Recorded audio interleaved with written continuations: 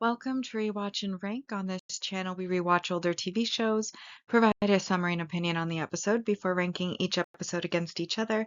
Today's episode is Solo Leveling Season 1, Episode 10. What is this, a picnic? Episode in a nutshell is a brief reminder of what happened in the episode. So, per their agreement in the previous episodes, Sung Jin-woo and Jin-ho start raiding C-rank dungeons. And because you need at least 8 people to raid a C rank dungeon, Jin-ho has found a bunch of people who, for whatever reason, are qualified to be hunters, but unable to find any meaningful work, and he's offering to pay them an exorbitant amount of money in order to just sit outside the gates while he and Jin-woo clear them together. He does the gathering of like the mana crystals and the mining and such, while Jin-woo, of course, kills the various monsters, gaining strength, and he also uses the stealth stone that he got in the previous episode as well to give himself the stealth skill, which makes killing the monsters even easier than usual. And meanwhile, at the White Tiger Guild, Anne, who is one of their recruiters, notes that Jin-ho has bought up all of the C-rank gates as they are unable to buy them, and he's done so at a higher market value. And when they see that, he's D rank and Jinwoo is E rank, An gets it into his head that clearly Jinwoo must be reawakened in the double dungeon from that incident, as he recognizes the name, and decides to preemptively try to recruit him.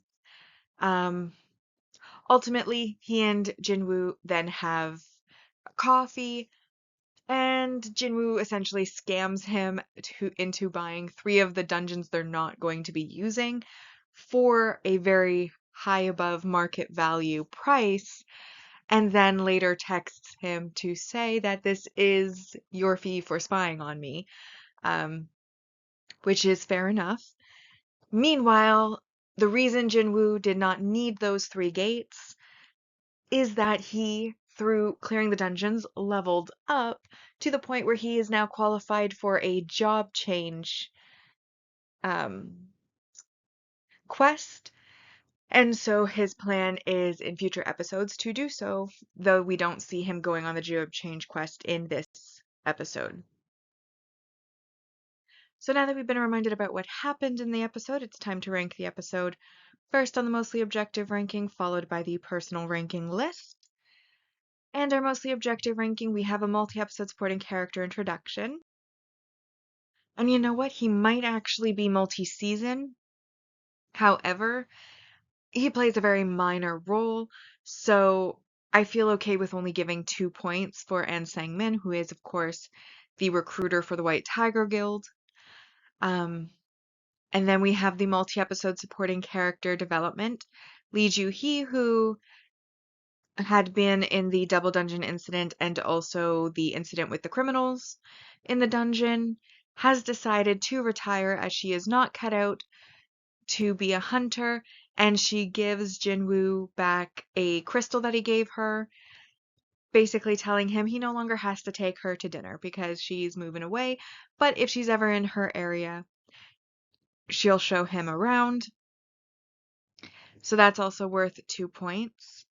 Then we have 4 points for the multi-season main character development, and that is Sung Jin-woo starting to clear the solo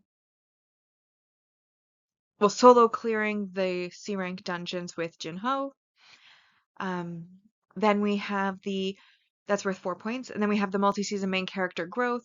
He activates the stealth rune in order to learn the stealth skill, levels up, and then gets a job change notification for a quest.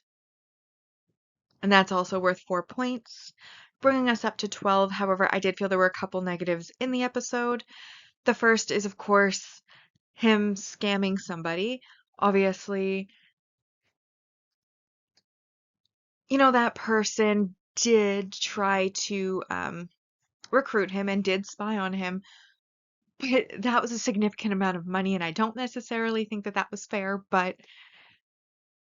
while I don't personally have anything against Jinwoo for doing so, scamming just in general is poor behavior, and so I did take 2 points for it. And then also the manipulation of the system. Yes, sometimes loopholes exist. Doesn't mean you always have to take advantage of them. They're not technically breaking the law, but the fact of the matter is there is a reason why the system is set up that you need 8 people. And we as the audience, of course, know that Jinwoo doesn't need those people because he's leveling up and he has a game system that he's using to level up.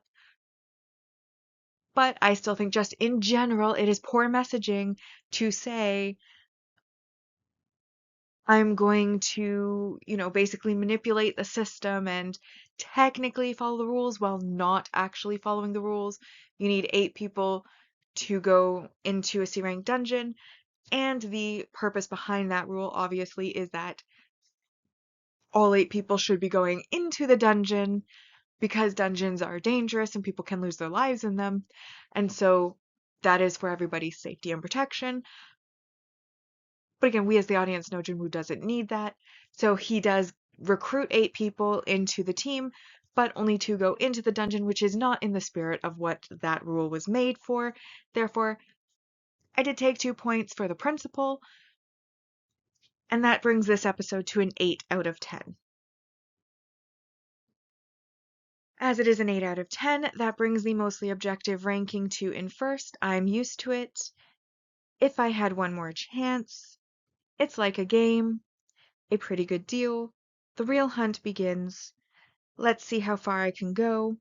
I've got to get stronger. You've been hiding your skills. This episode comes in 9th place. What is this? A picnic? This is frustrating. And then how to get stronger is in 11th. My personal ranking for this episode is that I decided to give it a 7. The first half was interesting, but also they did it more in a montage, so we didn't get a lot of action. We got a little bit of action of being inside of the dungeons. There was a little bit of a comedic factor with Jinho originally trying to go in this full set of armor and ultimately being told to take it off because it's getting in the way, but insisting on keeping the helmet, which looks extremely out of place with his regular clothes. I thought that was a fun scene. Obviously, there's everyone kind of picnicking outside. That's a bit on the amusing side as well. Inside the dungeon, we basically see Jinho mining, and then we see a few fights and a few notifications. He gains a skill, so that's always interesting. But we don't see a lot of fighting, and that's only in the first part, and that kind of montages between going to this one and the next one to show that they're going to many dungeons.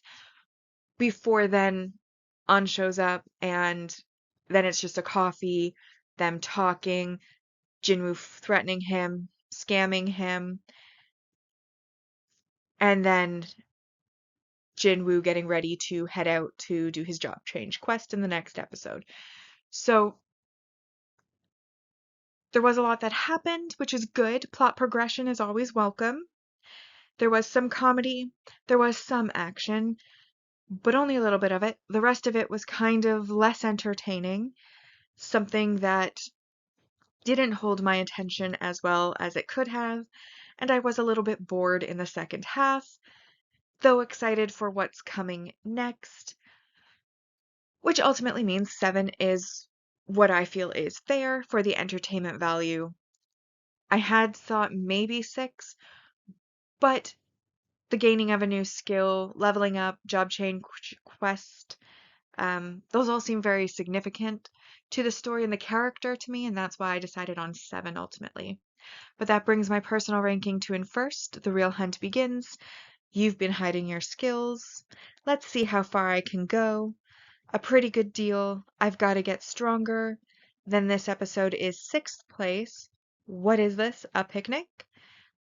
It's like a game. This is frustrating. I'm used to it. If I had one more chance, and then how to get stronger is in 11th place. bringing us now to the series ranking so far. And on the mostly objective ranking, Season 1 has a score of 91 out of a possible 130. And the personal ranking has a score of 67 out of 130. But with that, we have now rewatched and ranked Solo Leveling Season 1, Episode 10. What is this? A picnic? Like and subscribe if you'd like to, and I'll see you in the next episode.